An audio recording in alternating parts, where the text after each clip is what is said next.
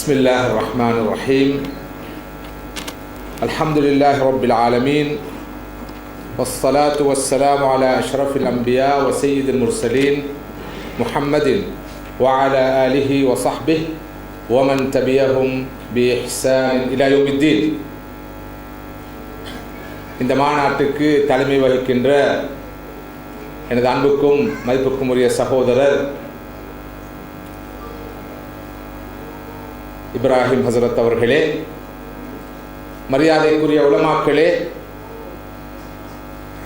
பேரன்புக்கும் பெருமதிப்புக்கும் உரிய இஸ்லாமிய சகோதரர்களே, சகோதரிகளே, அஸ்ஸலாமு அலைக்கும் வரஹ்மத்துல்லாஹி வபரகாத்துஹு. وَإِذَا حُيِّيتُمْ بِتَحِيَّةٍ فَحَيُّوا بِأَحْسَنَ مِنْهَا أَوْ رُدُّوهَا. உங்களுக்கு சலாம் சொல்லப்பட்டால் அதற்கு சொல்லப்பட்ட சலாத்தை விட சிறந்த முறையில் பதில் சலாம் சொல்லுங்கள் என்பது அல்லாஹ்வுடைய கட்டளை, அல் குர்ஆனுடைய கட்டளை. நான் நினைக்கிறேன், நான் சொன்ன சலாத்துக்கு நீங்கள் சொன்ன பதில் சலாம் நான் சொன்ன சலாத்தை விட சிறந்ததாக அமைந்ததாக எனக்கு தெரியவில்லை. எனவே நான் மீண்டும் சலாம் சொல்கிறேன். இந்த உலகத்துக்கு அதிகம் சலாம் தேவைப்பட்டிருக்கிற காலம் இது. எனவே வாயால் அதிகம் சலாத்தை சொல்லி இந்த உலகத்தில் நாம் எதிர்பார்க்கிற அந்த அமைதியை, அந்த சமாதானத்தை உருவாக்க வேண்டிய தேவையும் அவசியம் இருக்கிறது. அஸ்ஸலாமு அலைக்கும் வரஹ்மத்துல்லாஹி வபரகாத்துஹு. மதிப்புக்குரிய சகோதரர்களே, சகோதரிகளே, அல்லாஹ் என்னையும் உங்களையும் பார்த்து, முழு மனித சமுதாயத்தையும் பார்த்து அல் குர்ஆனிலே கேட்கின்ற கேள்விதான் இந்த மாநாட்டுடைய கருப்பொருள். ஃபஐன தத்ஹபூன், நீங்கள் எங்கே சென்று கொண்டிருக்கிறீர்கள்? எங்கே போய்க் கொண்டிருக்கிறீர்கள்? உங்களுடைய இந்த பயணத்தின் அர்த்தம் என்ன? போக்கின் பொருள் என்ன? இந்த ஓட்டம், இதன் முடிவு என்ன? விளைவு யாது? நீங்கள் பயணிக்கும் இந்த பாதை சரியானதா? இந்த பாதை வெற்றி பாதையா? இந்த பயணம் வெற்றி பயணமா? ரப்புல் ஆலமீனான அல்லாஹ் என்னையும் உங்களையும் விழித்து, முழுமனித சமுதாயத்தையும் விழித்து கேட்கின்ற கேள்வி இது. ஃபஐன தத்ஹபூன், எங்கே போய்க் கொண்டிருக்கிறீர்கள்? வெற்றிக்கான பாதை எது? விளக்கப்பட்டது. தோல்வியை நோக்கி மனித சமுதாயத்தை அழைத்து செல்லும் பாதை யாது? இது பற்றியும் உங்களோடு கலந்துரையாடப்பட்டிருக்கிறது. எமக்கு முன்னால் இரண்டு பாதைகள். ஒன்று வெற்றியை நோக்கி எம்மை அழைத்து செல்லும் பாதை, அடுத்தது தோல்வியின் பால் நம்மை இட்டு செல்லும் பாதை. இந்த இரண்டு பாதைகளில் ஒரு பாதையை நாம் தெரிவு செய்தாக வேண்டும். தெரிவு செய்திருக்கிறோம். நமக்கு கிடைத்திருக்கிற சுதந்திரம் இது. சிந்தனை சுதந்திரத்தையும் பெற்றிருக்கிறோம், செயற் சுதந்திரத்தையும் பெற்றிருக்கிறோம். வஹதைனாஹுன் நஜிதைன், நாம் மனிதனுக்கு இரண்டு பாதைகளையும் காட்டியிருக்கிறோம் என்று அல்லாஹ் சொல்கிறார். இம்மா ஷாக்கிரன் வ இம்மா கஃபூரா. மனிதன் நாடினால் நன்றியுள்ள அடியானாக இருக்கலாம், அவன் விரும்பினால் நன்றி கெட்டு நிராகரிப்பானாகவும் இருக்கலாம்.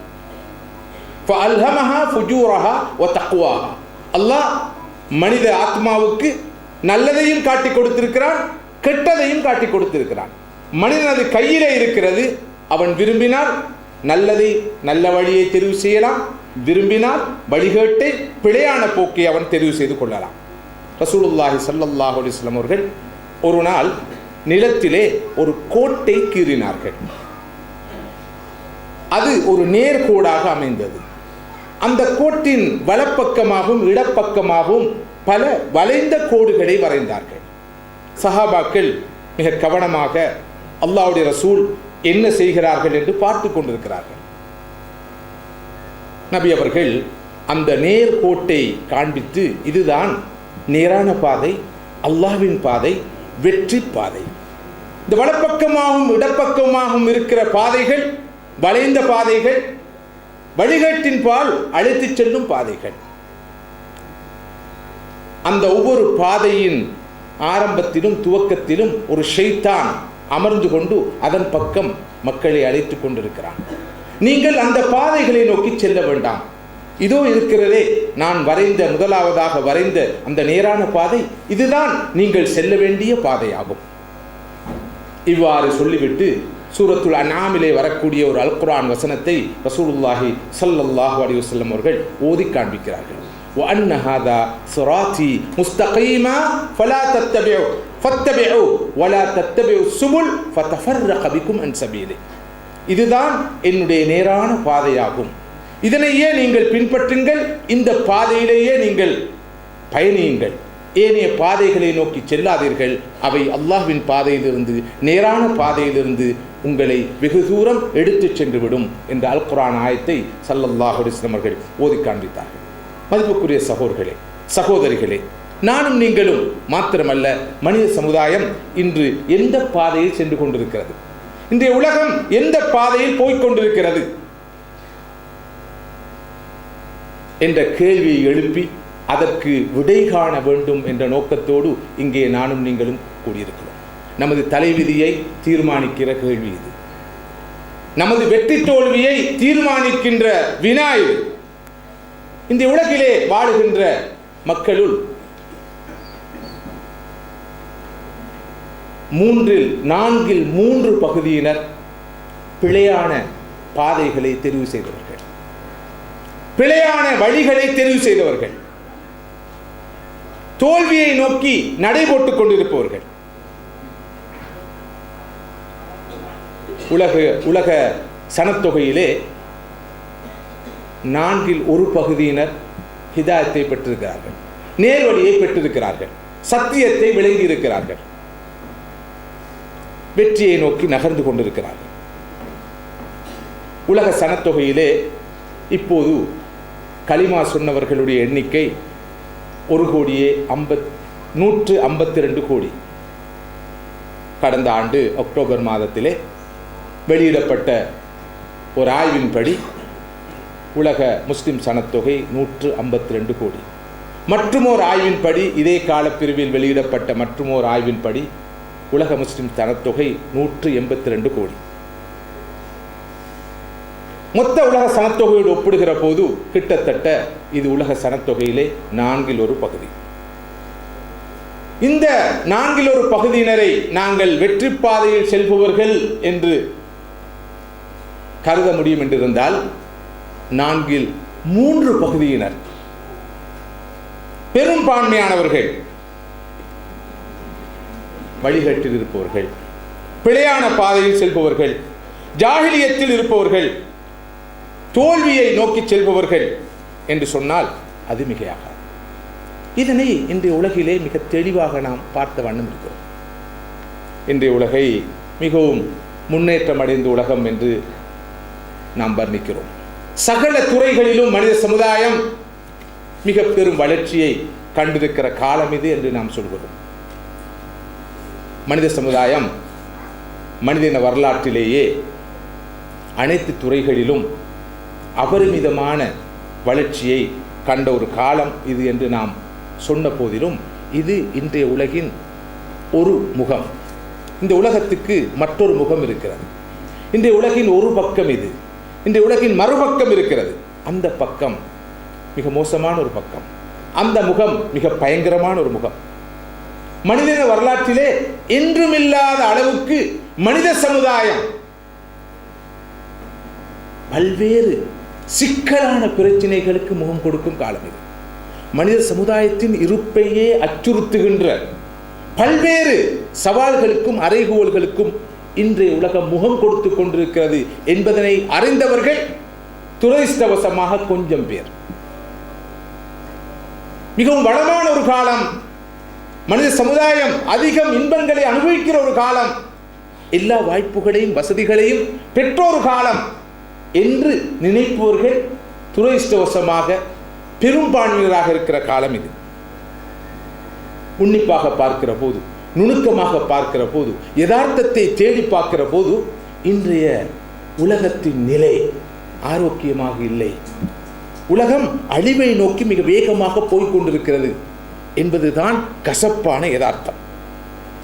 இந்த உலகிலே ஒரு பக்கம் அரசியல் நெருக்கடிகளை பார்க்கிறோம். உலகில் எத்தனை எத்தனை நாடுகளிலே யுத்தங்கள், மனித அவலம், பல லட்சம் குழந்தைகள் அனாதைகளாக்கப்பட்டிருக்கிறார்கள், லட்சக்கணக்கான பெண்கள் விதவைகளாக்கப்பட்டிருக்கிறார்கள், பசியிலும் பட்டினியிலும் வாழ்கின்ற மனிதர்களின் தொகை. உலகிலே எத்தனை கோடிக்கணக்கான சிறார்கள் வீதி ஓரங்களிலே வீடு இல்லாமல் வாழ்ந்து கொண்டிருக்கிறார்கள். அன்றாட உணவுக்கு திண்டாடி கொண்டிருக்கிற மனிதர்களுடைய தொகை என்ன? இவற்றையெல்லாம் பார்க்கின்ற போது இன்றைய உலகம் சபிக்கப்பட்ட ஒரு உலகம், ஒரு வளமான உலகம் அல்ல, ஆரோக்கியமான உலகம் அல்ல. அரசியல் நெருக்கடிகள் என்ற பெயரிலே உலகிலே எத்தகைய ஒரு பயங்கரமான அவலத்தை மனித சமுதாயம் உலகின் பல நாடுகளிலே அனுபவித்துக் கொண்டிருக்கிறது என்பதனை விரிவாக நான் விளக்க வேண்டிய தேவை உங்களுக்கு இருக்காது. மறுபக்கத்திலே இந்த முன்னேற்றகரமான உலகத்திலே சூழல் சுற்றாடல் பிரச்சினை என்பது, என்வாயன்மெண்டல் ப்ராப்ளம்ஸ் அல்லது எக்கோலஜிக்கல் ப்ராப்ளம்ஸ் என்பது எவ்வளவு பயங்கரமான ஒரு பிரச்சனையாக என்று மாறி இருக்கிறது என்று நாம் பார்க்கிறோம். ஒரு பக்கத்திலே பூமி சூடாகி வருவதாக சொல்லப்படுகிறது, அதன் ஆபத்துகள் பற்றி பேசப்படுகிறது. ஓசோன் படலத்திலே ஓட்டை விழுந்திருப்பதாகவும் அதன் விளைவுகள் இவ்வளவு பயங்கரமானவை என்பது பேசப்படுகிறது. நீர் பற்றாக்குறை காரணமாக எத்தகைய விளைவுகளுக்கு, ஆபத்துகளுக்கு மனித சமுதாயம் கிட்டிய எதிர்காலத்திலே முகம் கொடுக்க வேண்டியிருக்கு என்று பேசப்படுகிறது. மனிதன வரலாற்றிலே என்றுமில்லாத அளவுக்கு இயற்கை அனர்த்தங்கள், நேச்சுரல் டிசாஸ்டர்ஸ் மிக வேகமாக அதிகரித்து வருகிற ஒரு காலம் இது.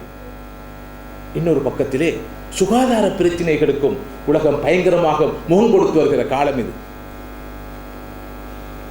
பறவை காய்ச்சல் என்றார்கள், எலிக்காய்ச்சல் என்றார்கள், பிறகு பன்றி காய்ச்சல் என்றார்கள். ஒவ்வொரு நோயும் பரவி மனித சமுதாயத்தின் கையாளாகத்தனத்தை, விஞ்ஞானத்தின், அறிவியலின், மருத்துவத்தின் பலவீனத்தை எடுத்துச் சொல்லிக் கொண்டிருக்கிற ஒரு காலத்திலே நாம் வாழ்ந்து கொண்டிருக்கிறோம். மற்றொரு பக்கத்திலே உலக பொருளாதாரம் ஆட்டம் கண்டிருக்கிறது. வளமான செல்வந்த நாடுகளுடைய நாணயத்தின் பெறுமதி பயங்கரமாக வீழ்ச்சி கண்டிருக்கிறது. நிதி நிறுவனங்கள் திவாலாகி வருகின்றன.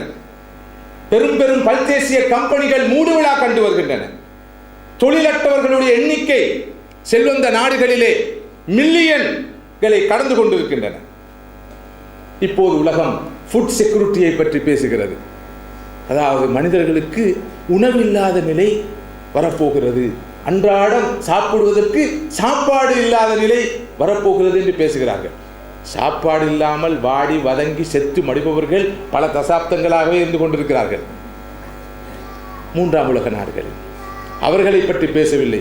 முதலாம் உலக நாடுகளுக்கே இப்போது சாப்பாடு இல்லாத பிரச்சினை, உணவு தட்டுப்பாடு வரப்போகிறது என்று கண்டபோதுதான் இப்போது உணவு, அதன் முக்கியத்துவம் பற்றி, அதன் தேவையை பற்றி, உணவு கிடைப்பதை உத்தரவாதப்படுத்துவது பற்றி பேச ஆரம்பித்திருக்கிறார்கள். மதிப்புக்குரிய சகோதரர்களே, சகோதரிகளே, இதுதான் இன்றைய உலகத்தை பற்றி 4 வார்த்தையில் சொல்வதாக இருந்தால் நாம் சொல்லக்கூடிய விஷயங்கள். உலகத்தின் நிலை சீராக இல்லை. இந்த குளோபலைசேஷன் 12 நிலைக்கு போவதில்லை. மனித சமுதாயம் மனிதன வரலாற்றில் என்றுமில்லாத அளவுக்கு மிக பயங்கரமான அச்சுறுத்தல்களுக்கு முகம் கொடுத்து கொண்டிருக்கிறது. மனித சமுதாயத்தின் இருப்புக்கே இந்த சவால்கள் மிக அச்சுறுத்தல்களாக, மிகப்பெரிய அச்சுறுத்தலாக மாறி இருக்கிறது. இதனை இட்டு ஒரு சிலர் அலட்டிக் கொள்கிறார்கள். இந்த பிரச்சனைகளுக்கான காரணம் என்ன என்று தேடுகிறார்கள், ஆராய்கிறார்கள். முடிவுகளையும் சொல்லாமல் இல்லை. ஆனால் மனித சமுதாயம் பிழையான பாதையிலேயே தொடர்ந்தும் சென்று கொண்டிருக்கிறது. அதுதான் மிகப்பெரிய துரதிர்ஷ்டம். ஏன் இந்த பொருளாதார நெருக்கடி, ஏன் இந்த அரசியல் நெருக்கடிகள், ஏன் இந்த சூழல் சுற்றாடல் பிரச்சனைகள், ஏன் இந்த சுகாதார பிரச்சனைகள்? சுகாதார பிரச்சனை சுகாதார பிரச்சனையாக மாத்திரமே பார்க்கிறார்கள். அரசியல் பிரச்சனை அரசியல் பிரச்சனையாக மாத்திரமே நோக்குகிறார்கள். பொருளாதார பிரச்சனை பொருளாதார பிரச்சனையாக மாத்திரமே பார்க்கிறார்கள். The holistic view, மனித இனம் எதிர்நோக்குகிற இந்த பிரச்சனைகளை எல்லாம் மொத்தமாக பார்க்கிற அந்த தன்மையை மனித சமுதாயம் இழந்திருக்கிறது.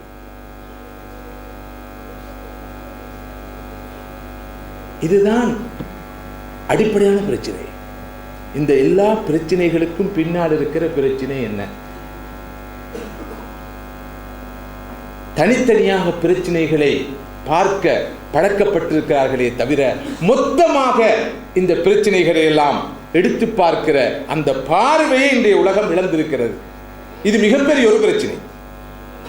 சகோதரர்களே, சகோதரிகளே, காகித நுவத்தல் இல்லாமல், பக்கச்சார்பு இல்லாமல், நிதானமாக நடுநிலையாக நின்று மனித இனம் எதிர்நோக்குகிற இந்த பிரச்சனைகள் அனைத்துக்கும் பின்னால் இருக்கிற பிரச்சனை எது என்று பார்த்தால், மனித சமுதாயம் ஆன்மீக, தார்மீக, ஒழுக்க பண்பாடுகளை இழந்திருக்கிறது. அதன் விளைவுகள் அரசியல் நெருக்கடிகள், அதன் விளைவுகள் சூழல் சுற்றாடல் பிரச்சனை, அதன் விளைவுகள் பொருளாதார நெருக்கடி, அதன் விளைவுகள் சுகாதார பிரச்சனைகள். இன்று உலகிலே அரசியல் நெருக்கடி நிலவுவதாக சொல்லப்படுகிறது. இதன் பின்னால் இருப்பது என்ன? அரசியல் நெருக்கடி கிடையாது. அடுத்தவருடைய வளங்களை சுரண்ட வேண்டும், பேராசை, சுயநலம், கொடுமை, இவைதான் அரசியல் நெருக்கடிகள் என்ற பேரிலே மிக அழகான பேரில் சொல்லப்படுகின்றன. நாம் வாழுகின்ற இந்த காலத்தில் இருக்கிற ஒரு தனித்துவமான பண்பு என்னவென்றால், அசிங்கமான விஷயங்களுக்கெல்லாம் அழகான பெயர்கள், நாகரிகமான பெயர்கள், பண்பாடான பெயர்கள். நான் வளமையாக சொல்வதுண்டு, முன்பு ஒருவருக்கு மென்டல் டிசார்டர் ஏற்பட்டால் பைத்தியம் என்று சொல்வார்கள், பைத்தியக்காரன் என்று சொல்வார்கள், பைத்தியக்கார குடும்பம் என்று சொல்வார்கள். இப்போது அப்படி சொல்வதில்லை. அதற்கெல்லாம் அழகான பெயர் வைத்திருக்கிறார்கள். அவருக்கு டிப்ரெஷன், அவர் இப்போ அண்டர் ட்ரீட்மெண்ட். முன்பெல்லாம் அவன் பைத்தியக்காரன், அவனுக்கு ஒரு சீசனுக்கு பைத்தியம் வந்துடும், அந்த குடும்பத்துக்கே இருக்குது, அது பரம்பரை. இப்படி கொச்சையாகவும் பச்சையாகவும் சொன்ன காலம் போய் மனிதர்கள் நாகரிகம் அடைந்து விட்ட காரணத்தினால் இதற்கெல்லாம் அழகான வார்த்தைகள் வைத்திருக்கிறார்கள். ஆடைகளை களைந்து ஆடினால் விரசம் ஆபாசம் என்று சொல்வதில்லை, சொல்வார்கள் கலை. கலை கலை கண் கொண்டு பார்க்க வேண்டும். நீங்கள் பிழையான கண் கொண்டு பார்க்கிறீர்கள், உங்களுடைய கண் காமக்கண். கலை கண் கொண்டு பார்த்தால் இதில் நீங்கள் பார்ப்பதை காண மாட்டீர்கள். எதை காண்பீர்கள்? இப்படி அனைத்து வகையான அசிங்கங்களும் அனாச்சாரங்களும் ஜாஹிலியத்துகளும் அழகான கலை சொற்களாலும் நல்ல அழகான டெர்மினாலஜிஸ் கூடாக நியாயப்படுத்தப்படுகின்ற ஒரு காலம். எனவே பயங்கரமாக பலவீனர்களை தாக்குகின்ற, சுரண்டுகின்ற, அவர்களை அடிமைப்படுத்துகின்ற விஷயத்துக்கு என்ன பெயர்? அரசியல் நெருக்கடி. அரசியல் நெருக்கடி. அரசியல் நெருக்கடி என்று உலகத்தில் ஒரு நெருக்கடி கிடையாது. என்ன இருக்குது என்று சொன்னால், சில கொள்ளைக்காரர்கள் ஒரு சமுதாயத்தை ஆக்கிரமித்து கொள்ளையடிக்கிறார்கள். கொள்ளைக்காரர்கள் சொல்ல முடியாதல்லவா? எனவே அவர்களுக்கு வேறு பெயர்கள், அழகான சொற்கள், அதற்கென்று கலைகள் உருவாக்கப்பட்டிருக்கின்றன. உண்மையில் அரசியல் நெருக்கடிகளுக்கு பின்னாடி இருப்பது பண்பாட்டு பிரச்சனை, ஒழுக்க பிரச்சனை, ஆன்மீக பிரச்சனை, தார்மீக பிரச்சனை என்பதில் ரெண்டு கருத்துக்கு இடம் இருக்காது. இப்போது பேசப்படுகிற சூழல் சுற்றாடல் பிரச்சனை எடுத்துக்கொள்வோம். குளோபல் வார்மிங், அல்லது இந்த ஓசோன் படலத்தில் ஓட்டை விழுந்திருக்கிற பிரச்சனை, அல்லது இந்த இயற்கை அனர்த்தங்கள் வளமை விட மிக அதிகம், மண் சரிவு அதிகமாக ஏற்படுகிறது. இவற்றுக்கு பின்னாடி இருப்பதும் ஆன்மீக, தார்மீக, ஒழுக்க பண்பாட்டு பிரச்சனை. ஏனென்றால் தொழில்மயமாக்கல் என்ற பேரில், நகரமயமாக்கல் என்ற பேரில் மனிதர்கள் எப்படியாவது பணம் பண்ண வேண்டும் என்று சிந்திக்கிறார்கள். காடுகளை அழிக்கிறார்கள், கழிவுப் பொருட்களை கொண்டு வந்து கொட்டுகிறார்கள். அவை முறையாக சரியாக அழிக்கப்படுவதில்லை. இதன் விளைவுதான் சூழல் சுற்றாடல் பிரச்சனை, சுகாதார பிரச்சனைக்கும் அதுதான் காரணம். அவ்வளவு அநியாயம். எந்த துறையிலே இன்று தூய்மையை காண முடியும்? மிக புனிதமான 2 துறைகள் இருக்கின்றன. ஒன்று மருத்துவத்துறை, அடுத்தது கற்பித்தல் துறை.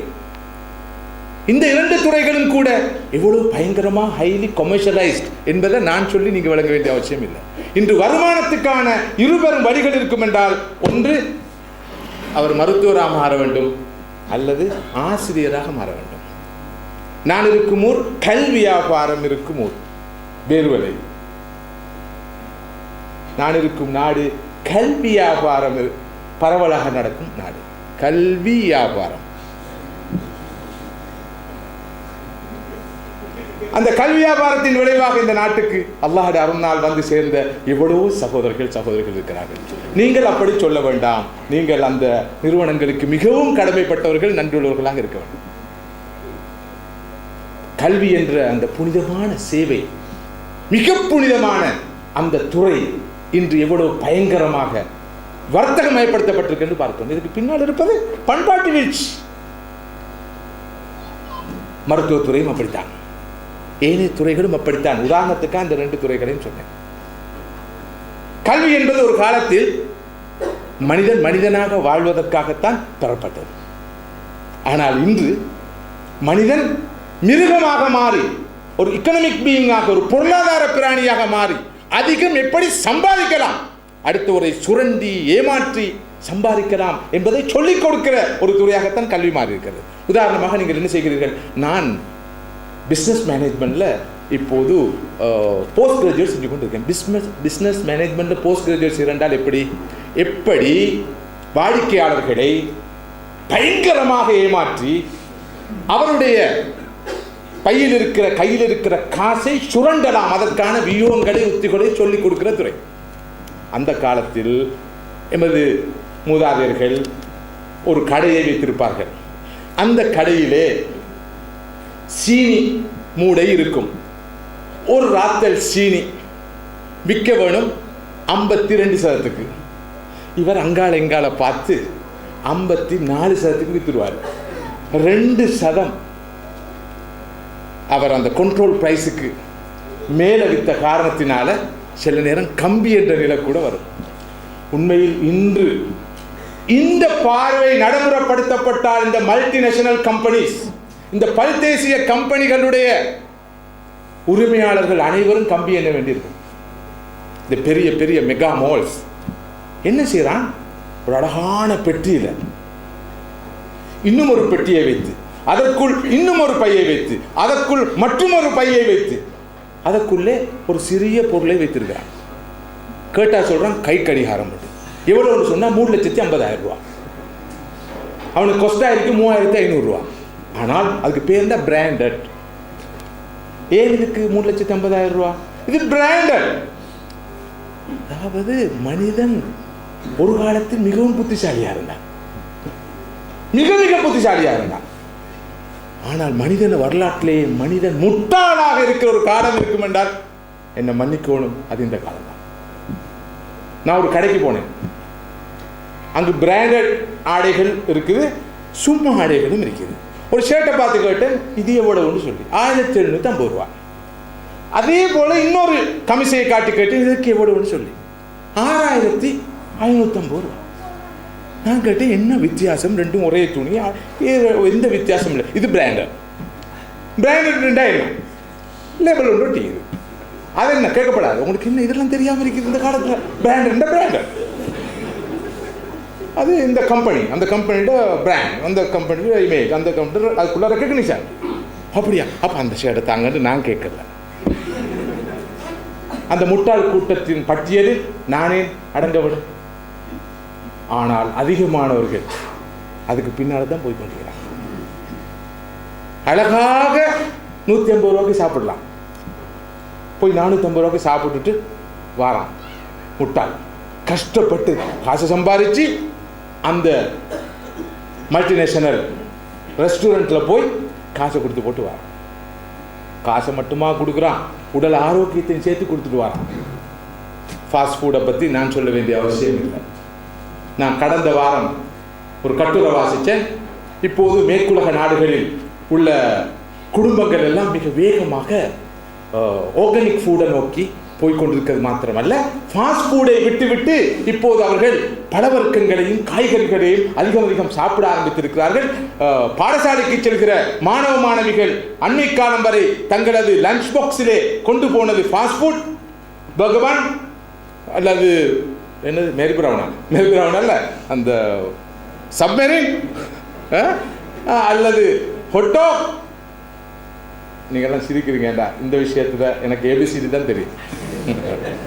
என்ன அவசரமாக இதை மட்டும் சொல்லலாமல் இருக்குது, எங்கிட்ட எழுப்பி கேட்டுனா அடுக்கி கொண்டே போவோமே அப்படின்னு. இப்போது அந்த லஞ்ச் பாக்ஸில் எல்லாம் பழம், காய்கறி வகைகள், அவித்த பாயில்டு வெஜிடபிள்ஸ் எல்லாம் வந்திருக்கிறான். Too late. ஸ்ரீலங்காவில் இப்போ கொழும்புல எல்லாம் கமே கேம் வந்தாச்சு. எந்த அளவுக்குன்னு சொன்னால், கொழும்புல கலம்பு 7ல் திடீர்னு பார்த்தால் இந்த கிடுகு, அதாவது ஓலைன்னு சொல்வார்கள், அதனால் வேயப்பட்ட கூரை போடப்பட்ட இடங்கள், பழைய நாங்கள் சின்ன காலத்தில் பார்த்த மண் சட்டி, முட்டி, பிங்காங், கோப்பை, அகப்பை, கரண்டி எல்லாம் கலம்பு 7க்கு வந்து என்னான்னு கேட்டால் கமே கேமரா.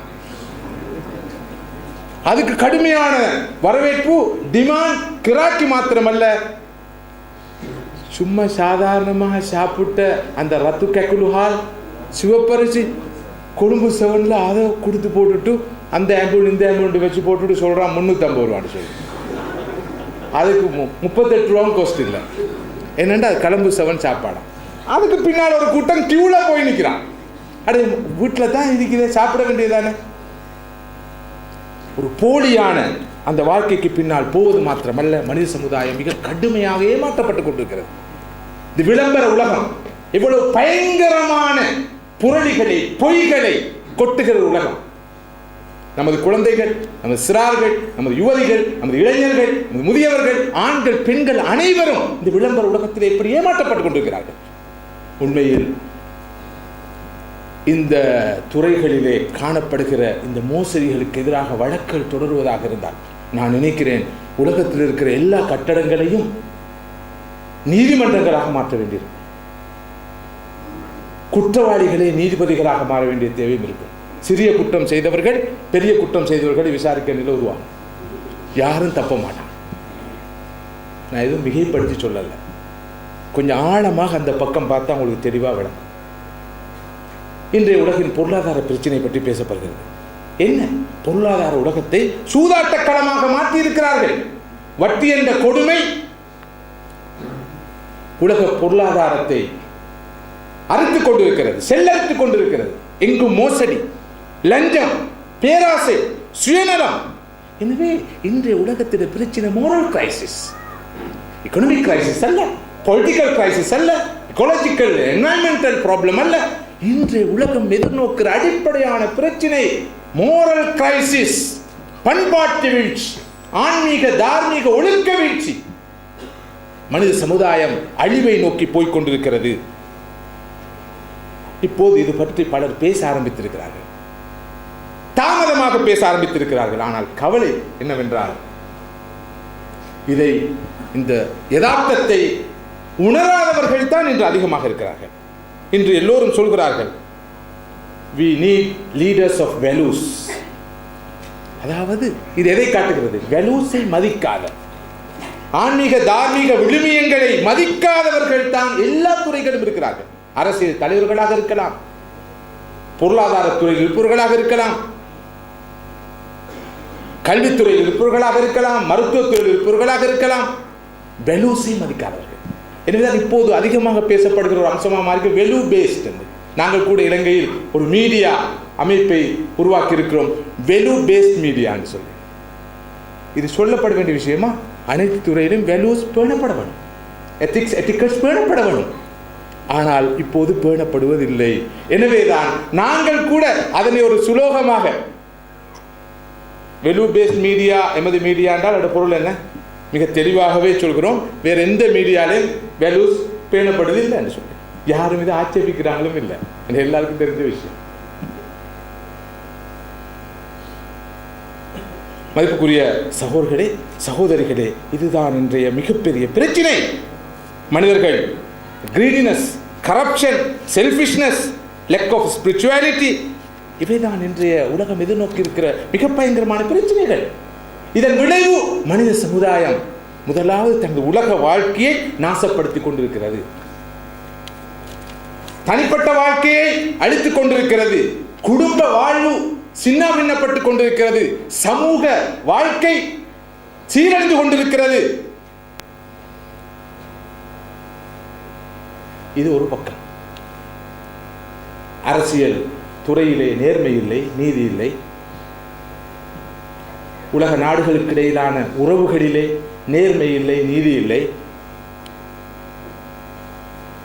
வளங்கள் சரியாக பகிர்ந்தளிக்கப்படுவதில்லை. சுகாதாரத்துறையில் கூட அநியாயம், அக்கிரமம் அரசோற்றிக் கொண்டிருக்கிறது. பாதிப்பான மருந்துகள், காலம் கடந்த காலாவதி அடைந்த மருந்துகள் மூன்றாம் உலக நாடுகளுக்கு விற்கப்படுகின்றன. அவை பற்றி கேட்பார் பார்ப்பார் இல்லை. தேவையான மருந்துகள் 500 இருக்கலாம், ஆனால் 5000 மருந்துகள் சந்தையில் விற்கப்படுகின்றன. இவற்றை பற்றி பேசுவார் இல்லை. நமது நாட்டிலே அண்மையில் சுகாதாரத்துறையிலே நடந்த சீர்கேடுகளையும் மோசடிகளையும் நீங்கள் பார்த்தால் அதில் மிக தெளிவாக புரிந்து கொள்ளலாம். மனிதனுடைய உயிரோடு விளையாடுகிறார்கள், ஆபத்தான விளையாட்டுக்கெல்லாம் ஈடுபடுகிறார்கள். எந்த துறை எடுத்துக்கொண்டாலும் அங்கு நாம் காண்பது மனிதர்கள் மனிதர்களாக இல்லை. எனவே இன்றைய இந்த system, the whole system, education, values, அனைத்திலும் மிகப்பெரிய குழப்பம், மிகப்பெரிய கோளாறு மிக தெளிவாக இருக்கிறது. இன்றைய இந்த சிவிலைசேஷன், இதனுடைய அடிப்படைகள் அனைத்திலும் கோளாறு இருக்கிறது. உலகம் மிக பிழையான ஒரு பாதையில் வேகமாக சென்று கொண்டிருக்கிறது. இது ஒரு பக்கம் என்றால், மனித சமுதாயத்துடைய நேரடியான ஒழுக்க வாழ்வை பார்க்கிற போது அதைவிட பயங்கரமான தகவல்களைத்தான் எங்களால், தரவுகளைத்தான், விவரங்களைத்தான் எங்களால் காணக்கூடியதாக இருக்கிறது. இந்த நாகரிகமான உலகத்திலே மனித சமுதாயம் நன்கு படித்திருக்கிறது என்று சொல்லப்படுகிற இந்த உலகத்திலே போதை வஸ்துக்களுக்கு, மதுபானத்துக்கு அடிமைப்பட்டவர்கள் நாளுக்கு நாள் அதிகரித்து வருகிறார்கள். அமெரிக்காவில் மாத்திரம் 15 மில்லியன் பேர் மதுபானம் அருந்துவர்கள், 2 மில்லியன் பேர் ஹெரோயினுக்கு எடிக்ட் ஆனவர்கள், 5.5 மில்லியன் பேர் கொக்கோயின் பாவிப்பவர்கள், 18 மில்லியன் பேர் மர்ஜுவானாவுக்கு அடிமையானவர்கள், 6 மில்லியன் பேர் மருந்துகளையே, மருந்து மாத்திரைகளையே போதைப் பொருட்களாக பயன்படுத்துவார்கள். இதன் விளைவு என்ன தெரியுமா? நாளை முதுகெலும்புள்ள, இடுப்பை கொஞ்சம் நேராக வைத்து நடக்கக்கூடிய ஒரு தலைமுறை உலகத்தில் இல்லாமல் போய்விடும் என்று எச்சரிக்கை செய்யப்படுகிறது. ஏனென்றால் அடுத்த தலைமுறை போதை வஸ்துக்களுக்கும் மதுபானத்துக்கும் அடிமையாகி அழிந்து கொண்டிருக்கிறது. மனித சமுதாயத்தை வழிநடாத்தக்கூடிய தலைவர்கள், துறை சார்ந்தவர்கள் இல்லாமல் போகின்ற ஒரு ஆபத்தான நிலை உலகத்திலே தோன்றி இருக்கிறது. அமெரிக்கா மாத்திரம் இவ்வாறு போதை வஸ்துக்களுக்கு அடிமையானவர்களுக்கு சிகிச்சை அளிப்பதற்காக 117 பில்லியன் டாலர்களை வருடாந்தம் செலவு செய்ய வேண்டியிருக்கிறது. இந்த போதை வஸ்து பிரச்சனை என்பது சாமானியமான ஒரு பிரச்சனை அல்ல, முழு உலகத்தையே ஆட்டிப்படுத்திக் கொண்டிருக்கிற பிரச்சனை. இந்த போதை வஸ்துக்களோடு தொடர்பான மாஃபியாக்கள் முடிசூடா மன்னர்களாக இருக்கிறார்கள். யாராலும் இவர்களை கட்டுப்படுத்த முடியாது, மட்டுப்படுத்த முடியாது. அந்த அளவுக்கு அவர்கள் மிகப்பெரிய சக்தியாக மாறி இருக்கிறார்கள். உலகத்திலே பயங்கரவாதம் பற்றி பேசப்படுகிறது, தீவிரவாதம் பற்றி பேசப்படுகிறது, அடிப்படைவாதம் பற்றி பேசப்படுகிறது. ஆனால் இத்தகைய மனித இனத்தின் இருப்புக்கே அச்சுறுத்தலாக அமைந்திருக்கிற பிரச்சனைகளுக்கு எந்த அரசு, எந்த நாடு சரியாக முகம் கொடுக்கிறது என்ற கேள்வியை நாம் எழுப்ப வேண்டியிருக்கிறது. மனிதனுடைய கற்புக்கு இன்று பாதுகாப்பில்லை, பெண்களுடைய கற்புக்கு இன்று பாதுகாப்பில்லை. ஜாஹிலிய காலத்தை பற்றி பேசுகிறோம். அன்று எப்படி பெண்கள் நடாத்தப்பட்டார்கள், உரிமைகள் பறிக்கப்பட்டன என்றெல்லாம் பேசப்படுகிறது. இன்று இந்த ஃபெமினிஸ்டுகள், சோகோல் பெண் உரிமைக்காக குரல் எழுப்புவர்கள் துரதிர்ஷ்டவசமாக நமது சமூகத்துக்குள்ளும் அப்படி உருவாகியிருக்கிறார்கள். இலங்கையில் கூட முஸ்லிம் சமூகத்துக்குள்ளே பெண்கள் எவ்வாறு அடக்கி ஒடுக்கி வைக்கப்பட்டிருக்கிறார்கள், அவர்களுடைய உரிமைகள் மறுக்கப்படுகின்றன, இவர்களுடைய பெண் விடுதலைக்காக நாம் எதையும் செய்ய தயார் என்று சொல்லிக்கொண்டு குரல் எழுப்புவர்கள் இருக்கிறார்கள். ஆனால் உண்மையில் அவர்கள் யாரிடமிருந்து பண உதவி பெறுகிறார்களோ, நிதியுதவி பெறுகிறார்களோ, வழிகாட்டலை பெற்றுக் கொள்கிறார்களோ, இந்த கருத்துக்களை எல்லாம் பெற்றுக் கொள்கிறார்களோ, அவர்களுக்கு மத்தியில் தான் பெண்கள் இழிவுபடுத்தப்படுகிறார்கள், கேவலப்படுத்தப்படுகிறார்கள். ஜாஹிலிய காலத்தில் பெண்கள் நடாத்தப்பட்டதை விட மிக மோசமாக நடத்தப்படுகிறார்கள் என்ற உண்மையை அவர்கள் உணராமல் இருப்பது கவலையாக இருக்கிறது. அமெரிக்காவிலே ஒரு நாளைக்கு 1871 கற்பழிப்புகள் நடைபெறுகின்றன. இதுதான் இன்றைய உலகம். ஒவ்வொரு வருஷமும் 6,83,000 கற்பழிப்புகள் நடைபெறுகின்றன. இதுதான் இன்றைய உலகம். எவ்வளவு நாகரிகமான உலகம்! மனித சமுதாயம் எங்கு போய் கொண்டிருக்கிறது? இதை நாம் மனித சமுதாயத்தை விழித்து கேட்க வேண்டும். எங்கே போய் கொண்டிருக்கிறீர்கள்? உங்களுடைய பொருளாதாரம், உங்களுடைய அரசியல், உங்களுடைய சூழல் சுற்றாடல், உங்களுடைய சுகாதாரம், உங்களுடைய ஒழுக்கம், உங்களுடைய பண்பாடு, உங்களுடைய ஆன்மீகம், உங்களுடைய தார்மீகம் அனைத்தும் சீரழிந்து கொண்டிருக்கிறதே. இந்த நிலையில் நீங்கள் எப்படி ஒரு நாகரிகமான சமூகம் என்று சொல்லிக் கொண்டிருக்கிறீர்கள்? முன்னேற்றத்தை நோக்கி சென்று கொண்டிருக்கிறோம் என்று சொல்லிக் கொண்டிருக்கிறீர்கள். அமெரிக்காவில் மாத்திரம் ஒவ்வொரு 16 நிமிடங்களுக்குள் ஒருவர் தற்கொலை செய்து கொள்ள முயற்சிக்கிறார். இது எத்தியோப்பியாவில் நடக்கலாம், நியாயம். சோமாலியாவில் நடந்தால் நியாயம். ஒரு ஆப்கானிஸ்தானிலே அல்லது ஒரு பங்களாதேஷிலே நடக்கும் என்று இருந்தால் ஏற்றுக்கொள்ளலாம். ஏன் முதலாம் உலக நாடுகளிலே வாழ்பவர்கள் தற்கொலை செய்து கொள்ள முயற்சிக்கிறார்கள்?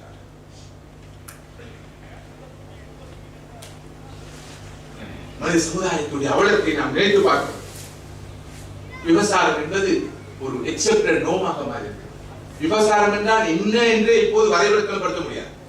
ஜினாவை யாராலும் இப்போது இதுதான் ஜினா என்று சொல்ல முடியாத அளவுக்கு ஜினா என்பது ஏற்றுக்கொள்ளப்பட்ட ஒரு நிலை உருவாகியிருக்கிறது.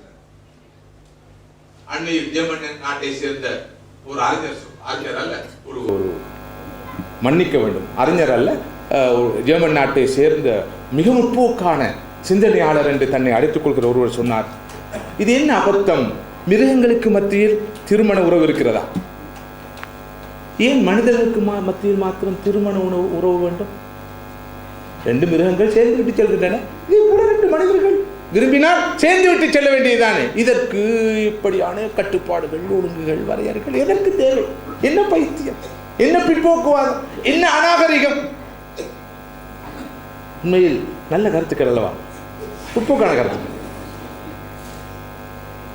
நாங்கள் ஒரு காலத்தில் இலங்கை போன்ற நாடுகளிலே இப்படி மேற்குலக நாடுகளில் எல்லாம் திருமணம் முடிக்காமல் கேர்ள் ஃப்ரெண்ட், பாய் ஃப்ரெண்ட் எல்லாம் இருந்து கொண்டிருக்கிறார்கள், லிவிங் டுகெதர் என்று சொல்கிறார்கள் என்று சொன்ன போது மூக்கில் கை வைத்தாங்க.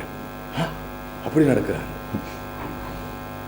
இப்ப இங்க வர தேவையில்லை, இங்குள்ளவர்கள் அங்க வரவன், இங்குள்ளவர்கள் அங்கு வரவன். இதுதான் விளைவு, குளோபலைசேஷன். நியூயார்க்கில் இன்று ஒரு ஆடை, புதிய ஒரு ஆடை அறிமுகப்படுத்தப்படுகிறதா? ஸ்ரீலங்காவில் மஹியங்கடையில் உள்ள பெண் அந்த ஆடையை அணிந்து கொண்டிருக்கிறார். குளோபலைசேஷன், கோலிகரணியம், உலக பயமான அவ்வளவு அசிங்கங்களும் அவ்வளவு அநாகரிகங்களும் உடனுக்குடன் உலகமயப்படுத்தப்படுகிற ஒரு காலம். நல்ல விஷயங்கள் அல்ல. ஒரு ஜாஹிலியத்தை கண்டுகளிப்பதற்கு ஹவுஸ்ஃபுல், ஒரு அசிங்கத்தை, அனாச்சாரத்தை பார்ப்பதற்கு மண்டபம் கொள்ளா கூட்டம். ஆனால் மனிதனை மனிதனாக வாழ வைப்பதற்கு, மனிதனை மனித புனிதனாக மாற்றுவதற்கு, மனிதனுக்கு அவனது வாழ்க்கையின் நோக்கத்தை, லட்சியத்தை சொல்லிக் கொடுப்பதற்கு எடுக்கப்படுகிற முயற்சிகளுக்கு பின்னால் இருக்கிற அவலத்தை பார்க்க வேண்டுமே. கூட்டம் வருமா? வந்தாலும் நிற்குமா? நின்றாலும் கேட்குமா? கேட்டாலும் ஜீரணிக்குமா? இந்த 1000 கேள்விகளை கேட்க வேண்டியது. கொஞ்சம் கூட்டம் சேர்ந்தா போதும், ஆர்கனைசர்ஸுக்கு சந்தோஷம் என்று சொன்னால் சுருக்கம் கிடைச்ச மாதிரி சந்தோஷம். மாஷா அல்லாஹ், நல்ல கூட்டம். எவ்வளோ பேர்? 750 பேர். பெரிய விஷயம். என்னுடைய சில உரைகளை இந்த யூடியூப்ல யாரோ ஒருவர் பதிவேற்றம் அப்லோட் பண்ணியிருக்கிறார். ஒருவர் சொன்னார், ஷேக் உங்களோட சில ஸ்பீச்சஸை இப்படித்தான் யூடியூப்பில் போட்டிருக்கிறாங்க, நிறைய பேர் பார்க்குறாங்க, கொஞ்சம் பாருங்களே போய்த்து. எனக்கு கொஞ்சம் சந்தோஷம். அப்படியே மாஷா அல்லாஹ், 50 பேருக்கு முன்னால் பேசின ஒரு விஷயத்தை 1000 பேர் கேட்குறாங்க என்றால் அவுட்புட் நல்ல மட்டும் பார்ப்போம் என்று போய் பார்த்தா 3000 பேர் கேட்டுக்கிறாங்க. எனக்கு சரியான ஹாப்பி.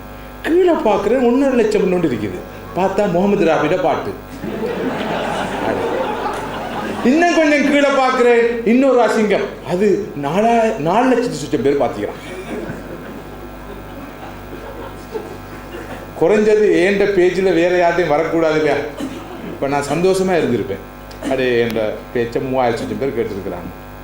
புறவு பார்த்தா ஒரு சாதாரண பாட்டை, ஒரு கூத்தை லட்சக்கணக்கானவங்க பார்க்குறாங்க.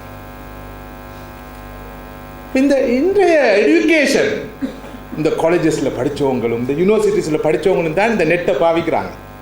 எங்களோட ஊரில் இருக்கிற மையங்களில் இருக்கிற விவசாயிகளா, கல்கோமுவில் இருக்கிற நாட்டுப்புற பாமர்களா பார்க்குறாங்க. படித்தவங்க இந்த அசிங்கங்களை எல்லாம் பார்க்குற அளவுக்கு தான் அவனுக்கான பயிற்சி கொடுக்கப்பட்டிருக்கு. இதுதான் இன்றைய உலகம்.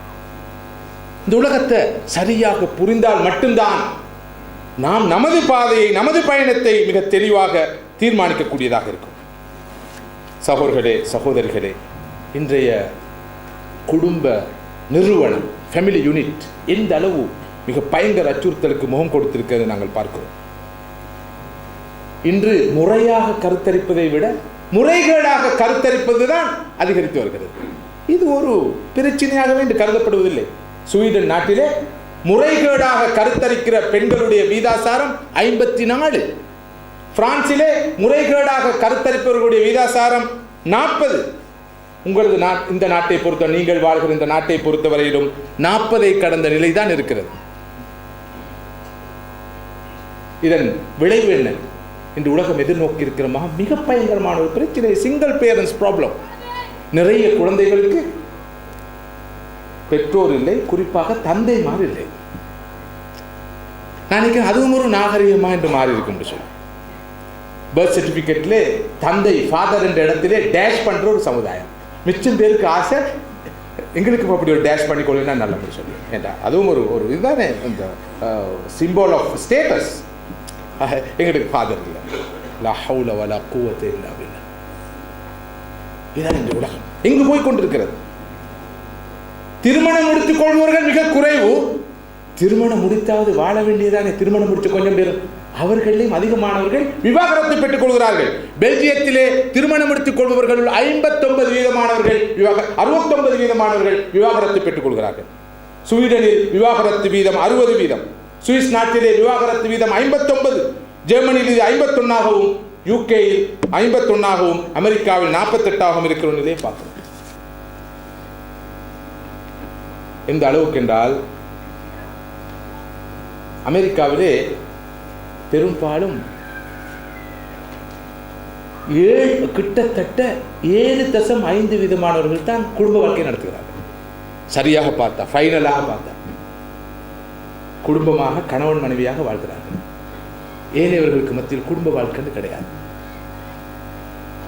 அதிலேயும் கவலையான விஷயம், அந்த குடும்பமாக வாழ்கிற 7.5%, 85% ஃபேமிலிஸ் புரோக்கன் ஃபேமிலிஸ். எப்படி இருக்குது குளோபலைசேஷன் டூர்? மனித சமுதாயம் எங்கு நோக்கி போய்கொண்டிருக்கிறது? மனித சமுதாயமே, நீங்கள் எங்கு நோக்கி போய்கொண்டிருக்கிறீர்கள்?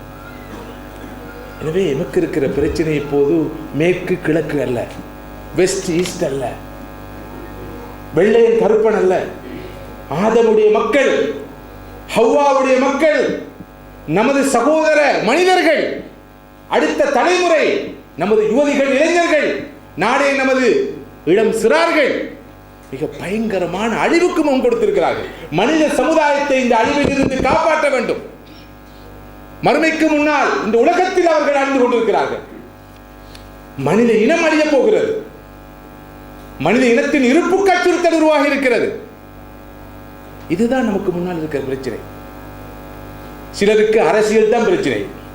அதை பற்றி பேசி பேசியே காலம் கழிக்கிறார்கள். அதையே வர்த்தகமாக மாற்றி இருக்கிறார்கள். அரசியல் அரசியல் சார்பானவர்கள், எதிரானவர்கள், உடன்படுபவர்கள், முரண்படுபவர்கள். ஹோலிஸ்டிக் வியூ வர வேண்டியிருக்கு. சிலருக்கு பொருளாதார பிரச்சனை தான் பிரச்சனை, இன்னும் சிலருக்கு சூழல் சுற்றாடல் பிரச்சனை, மற்றும் சிலருக்கு சுகாதார பிரச்சனைகள். மொத்தமான ஒரு பார்வை தேவை. முழு மனித சமுதாயமும் அவசியப்பட்டுக் கொண்டிருக்கிறது, அழிவை நோக்கி போய் கொண்டிருக்கிறது. இவர்களை காப்பாற்ற வேண்டும். அதற்கு என்ன வழி? பார்ஷல் சொல்யூஷன், பக்க பார்வை, பக்க தீர்வு மனித சமுதாயத்தை காப்பாற்ற முடியாது. அது இலங்கையுடைய பிரச்சனையா இருக்கலாம், இந்தியாவுடைய பிரச்சனையா இருக்கலாம், இந்த நாட்டுடைய பிரச்சனையா இருக்கலாம், அமெரிக்காவுடைய பிரச்சனையா இருக்கலாம், பாலஸ்தீனத்துடைய பிரச்சனையா இருக்கலாம், காஷ்மீருடைய பிரச்சனையா இருக்கலாம், ஆப்கானுடைய பிரச்சனையாக இருக்கலாம். மொத்தமான ஒரு பார்வை தேவை. அல்லது துபாய் இதை நோக்கி இருக்கிற பொருளாதார நெருக்கடியாக இருக்கலாம், கல்ஃப் நாடுகள் இதை நோக்கி இருக்கிற பொருளாதார நெருக்கடியாக இருக்கலாம், நீங்கள் வாழ்கிற நாடு இதை நோக்கி இருக்கிற பொருளாதார நெருக்கடியாக இருக்கலாம். இவை பற்றியெல்லாம் ஒரு மொத்தமான பார்வை தேவை. உலகத்துடைய அரசியல் தலைவர்கள், நாட்டு தலைவர்கள், ஆன்மீக தலைவர்கள், இன்டலெக்சுவல்ஸ், புத்திஜீவிகள், ப்ரொஃபஷனல்ஸ், துறைசார் நிபுணர்கள் அனைவரும் இணைந்து மனித சமுதாயத்தை காப்பாற்ற வேண்டும். உங்களுக்கு தெரியும், ஒவ்வொரு பிரச்சனை சம்பந்தமா மாநாடுகளை கூட்டுகிறார்கள். தோல்வியில் முடிகிறது. என்ன காரணம்? மாநாடுகளை வைத்தே வழி வளர்க்கிற ஒரு நிலை இருக்குது. எங்கள் அடிப்படையில் குழப்பம், வெலூஸ்ல பிரச்சனை, பார்வையில் குழப்பம். இதுதான் உள்ள பிரச்சனை. ஒரு மொத்தமான ஒரு மாற்றம் தேவை. குறிப்பாக மனித சமுதாயத்தினுடைய ஒழுக்கம் மிக பயங்கரமாக பாதிக்கப்பட்டிருக்கு. முந்த நாள் நான் விமானத்தில் வருகிற போது கட்டாரிலே எனக்கு டிரான்சிட் இருந்தது, அரை மணி நேரம். மீண்டும் நான் அடுத்த ஃப்ளைட்டுக்கு ஏறுகிற போது பத்திரிகைகளை அனைத்தையும் எடுத்துக்கொண்டேன், இருக்கிற எல்லா பேப்பர்களையும். ஒரு பத்திரிகை கல்ஃப் நியூஸாக இருக்க வேண்டும், ஆங்கிலத்தில் உள்ளது. அதில் ஒரு செய்தி, இந்த நாட்டிலே இருக்கிற ஒவ்வொரு 4 சிறுவர்களிலும் ஒருவர் கிரிமினலாக இருக்கிறார். இந்த நாட்டிலே இருக்கிற ஒவ்வொரு 4 சிறுவர்களும் ஒருவர் கிரிமினல். இது சந்தோஷமான செய்தியா? மனித சமுதாயத்துக்கு இத்தகைய ஒரு அவலம் ஏற்பட வேண்டுமா? இதை பார்த்து கொண்டிருப்பதா, கண்டுகளிப்பதா? அது இதை நாகரிகமாக கருதி ஏண்ட 4 பிள்ளைகளையும் ஒரு புள்ள யூகே புள்ள மாதிரி வரணுமே, இங்க ஒவ்வொரு 4 பிள்ளையும் ஒரு புள்ள கிரிமினல், ஏண்ட 5 பிள்ளைகள் ஒரு ஆள் தான் கிரிமினலாக மாறிக்கிறார். நாங்கள் அதை நோக்கி நெருங்கி கொண்டிருக்கிறோம். சத்து இது ஒக்காரிபு என்று சொல்ல போகிறோமா? அல்லது இந்த நாடு, இந்த சமூகம், இந்த இனம், முழு மனித சமுதாயம் இந்த நிலையிலிருந்து காப்பாற்றப்பட வேண்டும். இதற்கு என்ன வழி என்று சிந்திக்க போகிறோமா? ஏன் இந்த பிரச்சனை? மனித சமுதாயத்துடைய இந்த ஹை டெக்னாலஜி, இந்த இன்ஃபர்மேஷன் டெக்னாலஜி, இந்த சயின்ஸ் அண்ட் டெக்னாலஜி ஒன்று உதவவில்லை. மனிதனாக உருவாக்க தவறிவிட்டனவே. மனிதன் வானத்தில் பறக்கிறான், தண்ணீரில் நடக்கிறான், ஆனால் இந்த பூமியில் மனிதனாக வாழ தெரியாமல் இருக்கிறானே, இது என்ன பிரச்சனை? ரப்பரை பற்றி ஆராய்ச்சி செய்கிறான், ரப்பர் ரிசர்ச் இன்ஸ்டிடியூட் உருவாக்கி இருக்கிறான். தென்னை பற்றி ஆராய்ச்சி செய்கிறான், கோகனட் ரிசர்ச் இன்ஸ்டிடியூட்டை அமைத்திருக்கிறான். நெல்லை பற்றி ஆராய்ச்சி செய்கிறான், அதற்காக நிறுவனங்களை உருவாக்கி இருக்கிறான். ஆனால் ஹியூமன் ப்ராப்ளம்ஸ், மனித சமுதாயத்துக்காகத்தான் இவை அனைத்தும். மனித சமுதாயம் எதிர்நோக்குகிற பிரச்சனைகளுக்கு எங்களால் தீர்வு செல்ல முடியாமல் இருக்கிறது. மனித சமுதாயம் அழிவை நோக்கி சென்று கொண்டிருக்கிறது. இதற்கு என்ன வழி? மனித சமுதாயத்தை விட்டுவிடுங்கள். எனது வீட்டில் இருக்கிற என்னுடைய சகோதரர்கள், சகோதரிகள், எனது குழந்தைகள், ஆண்கள், பெண்கள் எங்கு போய் கொண்டிருக்கிறார்கள்? இன்றைய இளைஞருடைய முகத்தை பாருங்கள். இன்றைய இளைஞருடைய முகத்தை பாருங்கள். அந்த காலத்தில் சொல்வார்கள், ஜீனத் என்ற ஒரு வார்த்தை இருக்கிறது, ஜீனத் இல்லைன்னு சொல்லி. அந்த பொடி என்ற முகத்தில் ஜீனத் இல்லை. இன்று இளைஞர்களுடைய பெரும்பாலான நாட்கள் பார்க்கறதுக்கு வடிவாக மாமிச மலையா இருக்கிறாங்க, ஆனா ஜீனத்தை காணல, இந்த நூறை காணல. என்ன காரணம்? பாவப்பட்ட பாவம், குற்றச்செயல்கள், இவற்றில் ஈடுபட்டதன் விளைவாக அவர்கள் அந்த ஜீனாவை இழந்திருக்கிறார்கள். எனவே எமது குழந்தைகளை நாம் பாதுகாக்க கடமைப்பட்டிருக்கிறோம். இந்த இன்ஃபர்மேஷன் டெக்னாலஜி உடைய முன்னேற்றம் பாராட்டத்தக்க முன்னேற்றம், வரவேற்கத்தக்க முன்னேற்றம். அதன் விளைவுகளை நாம் அனுபவித்துக் கொண்டிருக்கிறோம். இதோ இதே இந்த கணப்பொழுது நான் ஆற்றுகின்ற இந்த உரை உலகத்தில் எங்கிருந்தும் பார்ப்பதற்கான வசதி செய்யப்பட்டிருக்கிறது நான் நினைக்கிறேன். அப்படியா இல்லையா? செய்யப்பட்டிருக்கிறது. நெட்டு கூடாக உலகத்தில் எங்கிருந்தும் இந்த உரைப்பை கேட்டுக்கொண்டிருக்கிறார். எனவே மிகவும் வாய்ப்பானது, வசதியானது, வளமானது. எனது பேரில் கூட ஒரு வெப்சைட் இருக்கிறது. ஆயிரக்கணக்கான நல்ல வெப்தளங்கள் இருக்கின்றன. இதனை பயன்படுத்தி நிறைய ஆக்கப்பணிகள் செய்கிறார்கள். ஆனால் இந்த நெட் ஆக்கத்துக்கு பயன்படுத்தப்படுவதை விட அழிவுக்குத்தான் பல மடங்கு அதிகமாக பயன்படுத்தப்படுகிறது என்பது கசப்பான உண்மை. இது எங்க இருக்கிற பிரச்சனை? ஆட்டிடியூட்ல இருக்கிற பிரச்சனை, மைண்ட் செட்ல இருக்கிற பிரச்சனை. மனிதர்களுடைய ஆட்டிடியூட்ல குழப்பம் இருக்குது, மைண்ட் செட்ல குழப்பம் இருக்குது. எனவேதான் நல்லதையும் கூட தீயதுக்கு பயன்படுத்துகிறார்கள், கெட்டதுக்கு பயன்படுத்துகிறார்கள். இந்த நெட்டுக்கூடாக அதிகமாக மனிதர்கள் அசிங்கத்தை, ஆபாசத்தை, விரசத்தை தான் கண்டுகளிக்கிறார்கள். ஒரு செகண்டுக்கு 28,258 பேர் இந்த போனோகிராஃபி என்று அழைக்கப்படுகிற ஆபாச விரசமான திரைப்படங்களை அல்லது வீடியோக்களை பார்க்கிற ஒரு அவலத்தை நாம் பார்க்கிறோம். இது வினோதமான தரவுகளை பார்க்கிறோம். 8 வயது 9 வயது சிறார்களும் இந்த அசிங்கத்தை பார்க்கிறார்கள்.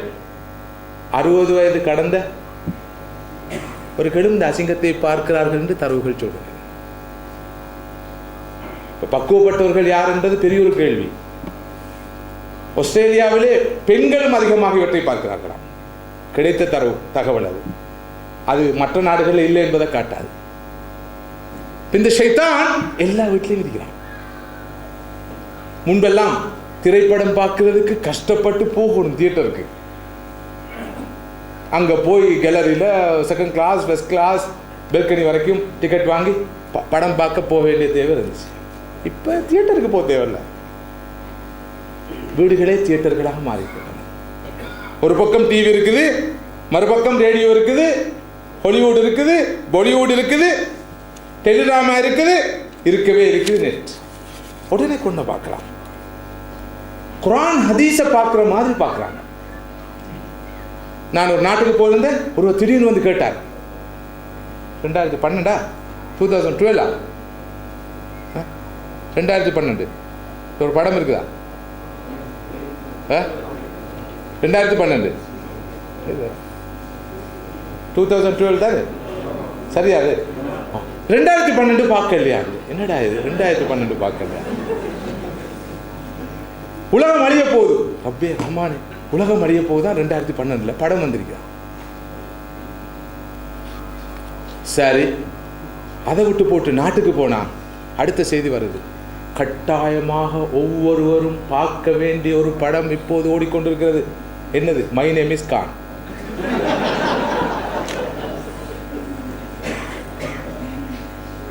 இப்ப சல்மான் கானா, ஷாருக் கானா, எந்த கானோ எனக்கு தெரியாது, ஊத்த கானோ, தண்ணி கானோ, எந்த கானோ, அவர் தான் இப்ப இஸ்லாத்தை சொல்லி தர்றாரு. இப்ப இஸ்லாத்தை சொல்றதுக்கு உலமாக்கள் சேகுமார்கள் இல்ல. இப்ப யாரு இஸ்லாம்டா என்ன? மொடரேட் இஸ்லாம், மாடர்ன் இஸ்லாம். பாருங்க, இப்ப தியேட்டருக்கு போக வேண்டியது பயம் கேட்கறதுக்கு. சாத்தான் வேதம் ஓதுது. ஆனா இதுக்கு பின்னால இங்க சிரிச்சதுக்கு நாங்க அங்க போன டிக்கெட் இல்லை. அந்த அளவுக்கு ஹவுஸ்ஃபுல்.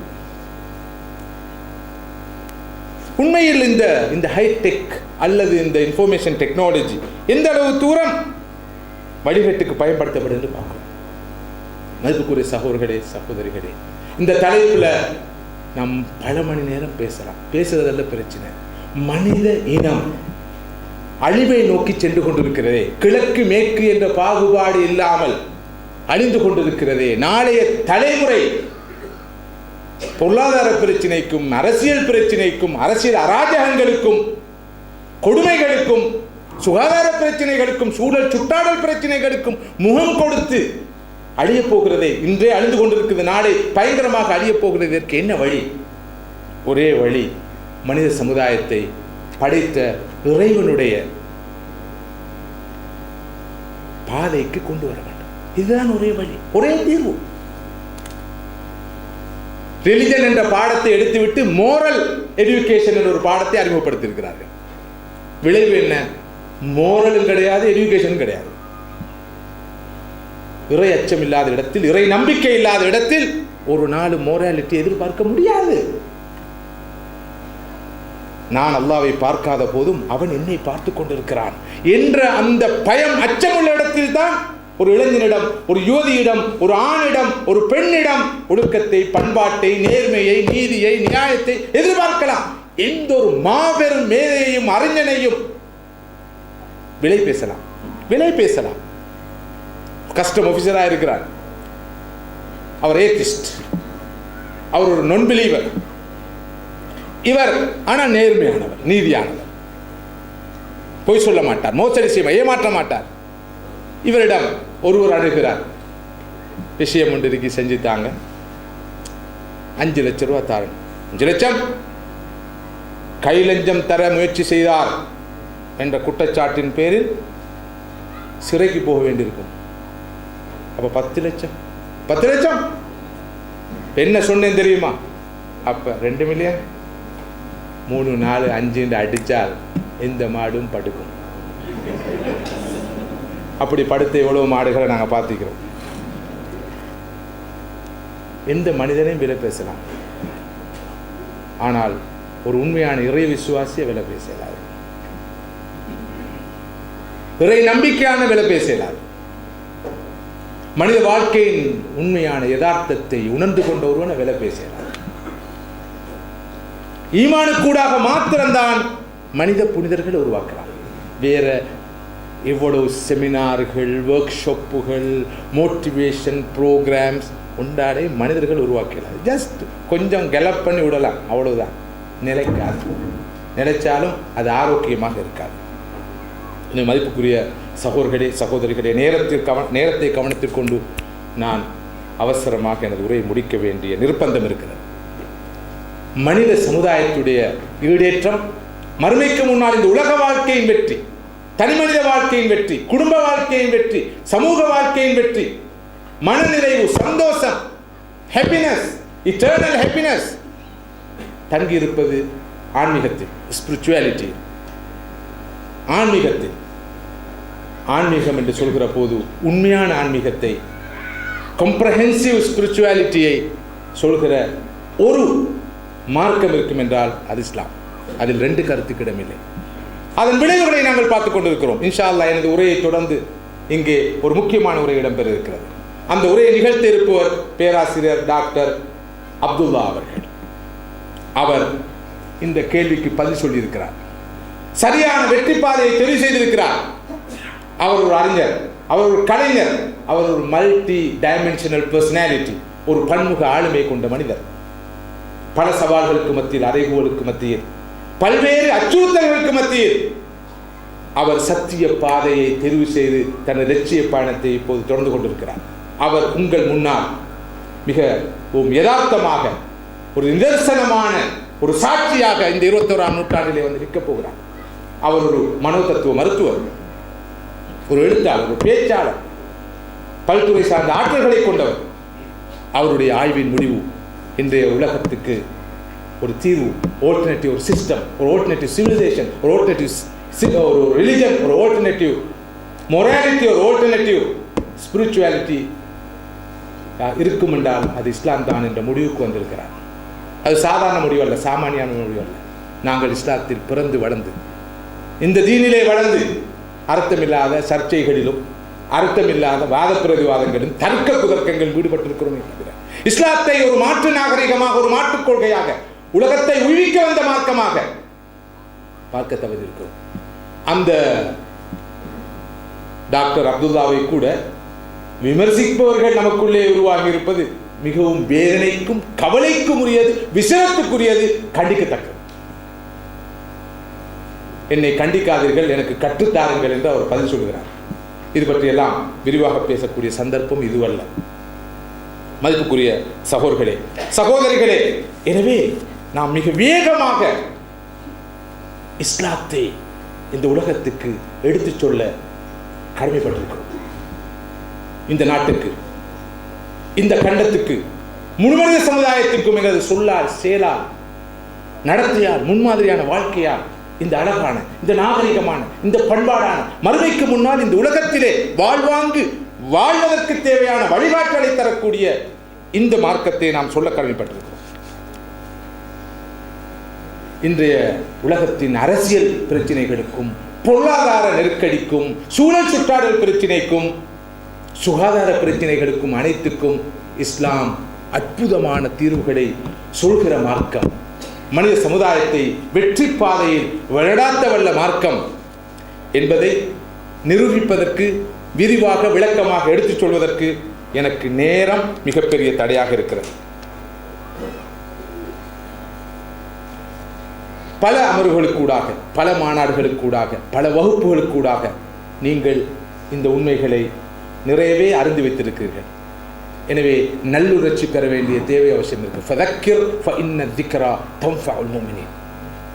மனித சமுதாயத்தை மிக அவசரமாக இந்த அழிவிலிருந்து, அழிவின் பிடியிலிருந்து விடுவிக்கின்ற அந்த மகத்தான தார்மீக கடப்பாட்டை நாம் நிறைவேற்ற வேண்டும்.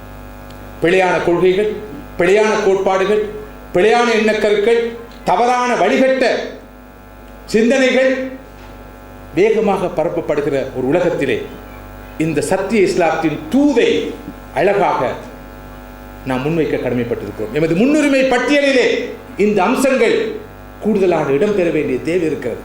இலங்கை நாட்டை மாத்திரம் ஒரு உதாரணத்துக்காக சொல்லலாம் நான் நினைக்கிறேன். அந்த நாட்டிலே 1000 வருடங்களுக்கு மேலாக நாம் வாழ்கிறோம். 1000 வருடங்களுக்கு மேலாக வாழ்பவர்கள் என்று மார்க்கத்திக் கொள்கிறோம். ஆனால் அந்த நாட்டிலே இன்று வரை 10% தான் இந்த கலிமாவை சொன்னவர்கள், அல்லாவை ஏற்றவர்கள், ரசூலை ஏற்றவர்கள், குர்ஆனை சுன்னாவை ஏற்றவர்கள், மறுமை வாழ்க்கை ஏற்றவர்கள். 90% அல்லாவுக்கு இணை வைப்பவர்கள், அல்லாவை நிராகரிப்பவர்கள், சிலைகளையும் விக்கிரகங்களையும் வணங்குபவர்கள். மறுமையில் அல்லாஹ் என்னிடம், உங்களிடம் எதை பற்றி கேட்பான்? பல லட்சம் அபூபக்கர்களை, அஸ்மாக்களை, ஆயிஷாக்களை, உமர்களை நாம் உருவாக்கி இருக்க வேண்டும். குறைந்தபட்சம் பல்லாயிரக்கணக்கான அபூ தாலிபுகளையாவது நாம் உருவாக்கி இருக்க வேண்டும். ஆனால் எமது பிழையான நடத்தையினால், போக்கினால், இஸ்லாத்துக்கு பிழையான சாட்சி சொல்லிக் கொண்டிருக்கிற காரணத்தினால் நாம் அபூஜகர்களையும், உத்துபாக்களையும், ஷைபாக்களையும் தான் தினந்தோறும் சம்பாதித்துக் கொண்டிருக்கிறோம். இது இலங்கை மண்ணுக்கு மாத்திரமல்ல, முழு முஸ்லிம் உலகத்துக்கும் பொருந்தும் என்று நான் நினைக்கிறேன். நமது அரபு நாடுகள், மத்திய கிழக்கு நாடுகள் எங்கு சென்று கொண்டிருக்கின்றன? நமது ஆட்சியாளர்கள், அரசர்கள் எங்கு சென்று கொண்டிருக்கிறார்கள்? அல்லாஹ்வுடைய இந்த கேள்விக்கு பதில் சொல்லுகிற நிலையில் அவர்கள் இருக்கிறார்கள். எனவே மதிப்புக்குரிய சகோதரர்களே, சகோதரிகளே, நீங்கள் வாழ்கிற இந்த நாட்டை பொறுத்தவரை அல்லாஹ் உங்களுக்கு நிறைய வாய்ப்புகளை, வசதிகளை, வளங்களை தந்திருக்கிறார். நமது தமிழ் பேசுகிற சமூகத்துக்குள்ளேயே இஸ்லாத்தின் எழுச்சிக்காக உழைக்கின்ற பல அமைப்புகள் உருவாகி இருக்கின்றன. இந்த அமைப்புகள் அனைத்தும் ஒன்றாக இணைந்து இந்த நாட்டுக்கும், இந்த உலகத்துக்கும் இஸ்லாத்தின் செய்தியை சரியாக சொல்ல வேண்டும். وكذلك جعلناكم أمة وسطا لتكونوا شهداء على الناس ويكون الرسول عليكم شهيدا. இந்த பணியை நாம் நிறைவேற்ற கடமைப்பட்டிருக்கிறோம். இதனை விட தொடர்ந்து பேசக்கூடிய அவகாசம் எனக்கு இல்லை. எனக்கு ஒதுக்கப்பட்ட நேரம் மிகச்சரியாக நிறைவேற்றிருக்கிற இந்த வேளையிலே சில முக்கியமான செய்திகளை உங்களோடு நான் மிக சுருக்கமாக பகிர்ந்து கொண்டேன். இறுதியாக ஈஸ்ட் ஹாமில் அமைந்திருக்கின்ற இஸ்லாமிய அழைப்பு பணி மையம், இஸ்லாமிக் தவா சென்டர், கடந்த ஒரு தசாப்த காலத்துக்கு மேலாக இந்த மண்ணிலே, குறிப்பாக தமிழ் பேசும் முஸ்லிம்கள் மத்தியிலே மகத்தான இஸ்லாமிய அழைப்பு பணியில் ஈடுபட்டு வருவதை நீங்கள் அறிவீர்கள். அவர்களுடைய பணிகளை சுருக்கமாக பேசுகின்ற ஒரு சிறிய கைநூலை அவர்கள் இங்கே வெளியிட்டிருக்கிறார்கள். நமது பணிகள் பற்றிய சில வரிகள் என்ற பொருளிலே வெளியிட்டிருக்கிறார்கள். அவசரமாக அச்சு வாகனம் ஏற்றப்பட்ட ஒரு கைநூல் என்று நான் நினைக்கிறேன். அதன் காரணத்தினால் ஆங்காங்கே அச்சுப்பிழைகள், மொழி இலக்கண தவறுகள் இருந்த போதிலும் இந்த தாவா சென்டருடைய இஸ்லாமிய அழைப்பு பணி மையத்துடைய பணிகளை மிக செறிவாகவும் சுருக்கமாகவும் சொல்லுகின்ற கையெழுது. உண்மையில் இந்த நாட்டுக்கு 10வது முறையாக நான் வந்திருக்கிறேன் என்றால் அல்லாஹுடைய அருளினால் இந்த இஸ்லாமிய அழைப்பு பணி மையம்தான் அதற்கு காரணம். தொடர்ந்தும் வருடா வருடம் என்னை அவர்கள் அழைத்து வருகிறார்கள். என்னை போல மற்றும் பல அறிஞர்களையும் அவர்கள் அழைத்து வருகிறார்கள். இத்தகைய பாகுபாடும் இல்லாமல், பக்கச்சார்பும் இல்லாமல், வேற்றுமையில் ஒற்றுமை காண வேண்டும், முரண்பாட்டில் உடன்பாடு காண வேண்டும் என்ற நோக்கத்தோடு இயங்குகின்ற ஒரு மாபெரும் இஸ்லாமிய அழைப்பு மையமாக இந்த மையம் திகழ்ந்து வருகிறது. ஆரவாரம் இல்லாமல், அலட்டிக்கொள்ளாமல் பணி செய்கின்ற ஒரு அமைப்பாக இதனை நான் பார்க்கிறேன். நான் நினைக்கிறேன், நீண்ட காலத்துக்கு பிறகு என்றோ செய்ய வேண்டிய ஒரு வேலையை இப்போது செய்திருக்கிறார்கள். இதற்கு கூட அமைப்புக்குள்ளே கொஞ்சம் அதிருப்தி இருப்பதாக நான் கேள்விப்பட்டேன். இத்தகைய விளம்பரம் எதுவும் நமக்கு அவசியமில்லை. நாம் வளமை போல எமது பணிகளை செய்து கொண்டு போகலாமே, எதற்காக இப்படியான நூல்கள், கையேடுகள் எல்லாம் வெளியிடப்பட வேண்டும் என்று கேட்கிற அளவுக்கு அல்லாஹுடைய அருளினாலே மிகவும் பக்குவப்பட்ட சகோதரர்களை கொண்ட ஒரு அற்புதமான அமைப்பு இது. இதற்கு சாட்சி சொல்ல எல்லா வகையிலும் தகுதியானவன் நான். ஏனென்றால் இந்த நிறுவனத்தின் அழைப்பிலே தொடர்ந்து இந்த நாட்டுக்கு, இந்த மண்ணுக்கு வருகை தரும் பாக்கியத்தை பெற்றவன் என்ற வகையில் இந்த அமைப்புடைய கொள்கை, போக்கு, நிலைப்பாடு அனைத்தையும் நன்கு அறிந்தவன். ஆரம்பத்தில் நாம் வருகிற போது இந்த அமைப்பு மாத்திரம்தான் செயற்பட்டு கொண்டிருந்தது, வேலை செய்து கொண்டிருந்தது. அவர்கள் நாம் வந்த சந்தர்ப்பத்தில் கூட நாட்டின் எல்லா பாகங்களுக்கும் எம்மை அனுப்புவதற்கு வழி செய்தார்கள். எந்த அமைப்பு அழைத்தாலும் மறுப்பு இல்லாமல் எம்மை அனுப்பி வைத்தார்கள். எல்லா இடங்களுக்கும் போய் நிகழ்ச்சிகளை நடாத்துவதற்கு ஒழுங்கு செய்தார்கள். முன்பெல்லாம் ஒரு மாநாடு நடைபெறும், இப்போது ஏக காலத்தில் எத்தனை மாநாடுகள் நடைபெறுகின்றன என்பது எனக்கே தெரியாது. நான் வர முன்பே நான் வரும் நாட்களை அறிந்து எனக்கான நிகழ்ச்சிகள் ஒழுங்கு செய்யப்பட்டு நான் அறியாமலேயே அந்த நிகழ்ச்சிகள் எனது பேரும் போடப்பட்டிருப்பது எந்த அளவு தூரம் பொருத்தமானது எனக்கு தெரியாது. அந்த அளவுக்கு தவ்வா வளர்ச்சி கண்டிருக்கிறது என்றால் அல்லாஹ்வுடைய அருள் ஒரு பக்கம், இந்த இஸ்லாமிய அழைப்பு பணி மையத்துடைய இந்த பரந்த பார்வை மறுபக்கம் என்று சொன்னால் அது மிகையாகாது. இன்று வரைக்கும் அந்த பணி தொடர்வதை நாம் பார்க்கிறோம். சில போது மிக முக்கியமான நாட்களை கூட, அதாவது தவ்வா சென்டர் அழைத்து வந்த, அவர்களுடைய அனுசரணையோடு வந்த ஒரு அழைப்பாளர் மிக முக்கியமான நாட்களை தவ்வா சென்டரில் கழிக்காமல் மற்றொரு இடத்தில் நடக்கிற நிகழ்ச்சிக்காக செல்வார். சில போது சில சகோதரர்கள் இதனை ஆட்சேபித்ததும் உண்டு.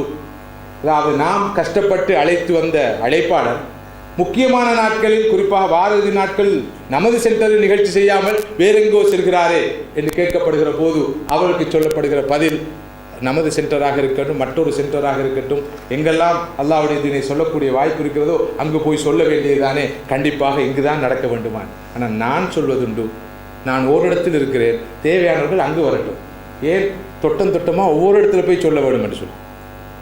என்றாலும் ரெண்டு வகையிலும் விஷயம் தொடர்ந்து கொண்டிருக்கிறது. உண்மையில் நான் நினைக்கிறேன், இங்கு எனக்கு ஒரு தார்மீக கடப்பாடு இருக்கிறது.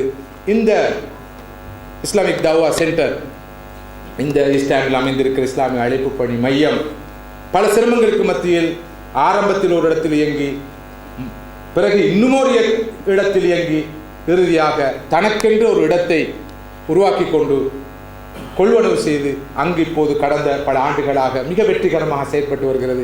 பல்வேறு பணிகளில் ஈடுபட்டு வருகிறது. பரந்த மனப்பான்மையோடு ஈடுபட்டு வருகிறது. இந்த மாநாடுகள் கலந்து கொள்கிற அழைப்பாளர்களை, அறிஞர்களை பார்க்கிற போதே இந்த அமைப்புடைய நிலைப்பாடு என்ன என்பது தெள்ள தெளிவாக உங்களுக்கு தெரியும்.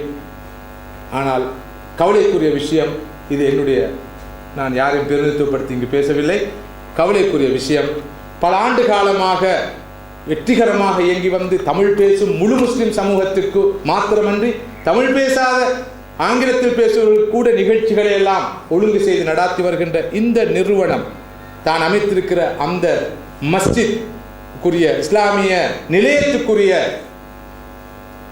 கொள்வனவு செய்த சந்தர்ப்பத்திலே அதற்கு செலுத்த வேண்டிய நிலுவைத் தொகையை பெரிய அளவில் இன்னும் கொண்டிருக்கிறது. மிகப்பெரிய ஒரு தொகையை இந்த நிறுவனம் கடனாக கொடுக்க வேண்டிய நிலையில் இருக்கிறது. இவ்வளவு பெரிய ஒரு பணியை செய்கிற நிறுவனத்துடைய நிலை இப்படி இருப்பது எந்த வகையிலும் ஆரோக்கியமானதல்ல. இந்த நிறுவனத்துடைய இந்த பிரச்சினையை தீர்ப்பது ஃபர்து கிஃபாயா என்று நான் நினைக்கிறேன்.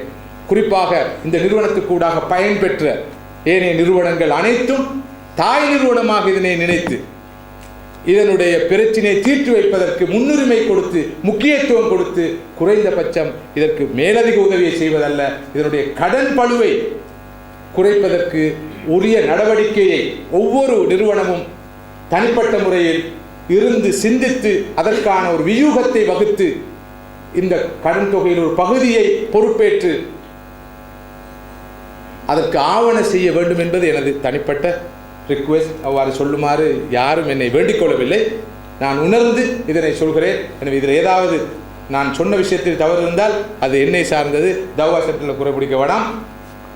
அடுத்ததாக நான் நினைக்கிறேன், குறைந்தபட்சம் தவா சென்டருடைய இந்த கடனை அடைப்பதற்காக மேற்கொள்ளப்பட்ட ஒரு முயற்சி தான் சரியா நான் சொல்கிறது இந்த நாலேஜ் பாக்ஸ்.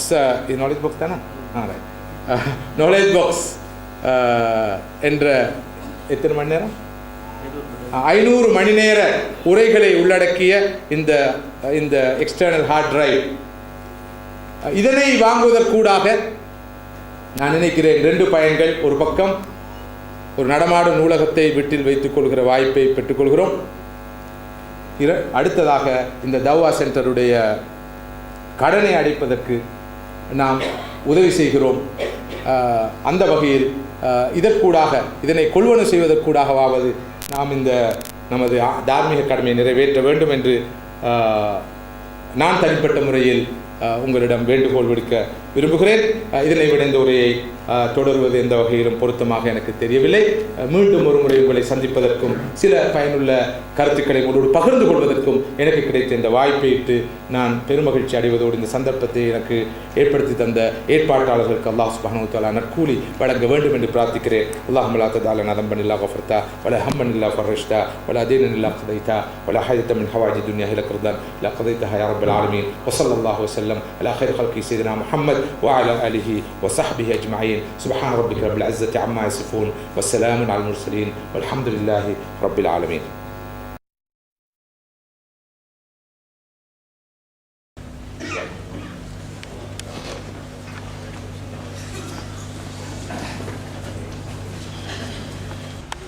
அறிஞர் ஷேக் அகான் முகமது நலிமி ஹசரத் அவர்கள் மிகவும் விளக்கமாக மனித சமுதாயம் எங்கே சென்று கொண்டிருக்கிறது, இந்த உலகம் எங்கே சென்று கொண்டிருக்கிறது, அழிவு பாதையை நோக்கி சென்று கொண்டிருக்கிறது, இந்த மனித சமுதாயம் சீரடைய வேண்டும் என்று சொன்னால் அல்லாஹ்வுடைய பாதை, சத்திய பாதை, இஸ்லாமிய பாதையை நோக்கி மீண்டு வர வேண்டும் என்ற தெளிவை நமக்கு தெளிவான முறையிலே இங்கே விளக்கி சொன்னார்கள். அல்ஹம்துலில்லாஹ், ஜஸாகுமுல்லாஹ் கைர்.